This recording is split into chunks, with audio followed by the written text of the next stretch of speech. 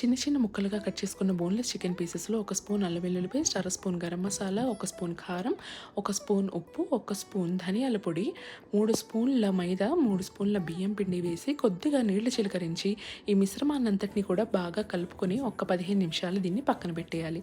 ఇలా చేస్తే మసాలాలన్నీ కూడా చికెన్కి బాగా పట్టి టేస్ట్ చాలా బాగుంటుంది. ఇప్పుడు పొయ్యి మీద బాణలి పెట్టి తగినంత నూనె వేసి ఈ చికెన్ ముక్కలన్నింటినీ కూడా ఒక్కొక్కటిగా వేసి వేయించుకోవాలి. ఇవి ఎరుపు రంగులోకి వచ్చాక పేపర్ నాప్కిన్ ఉన్న ప్లేట్లోకి తీసి పక్కన పెట్టుకోవాలి.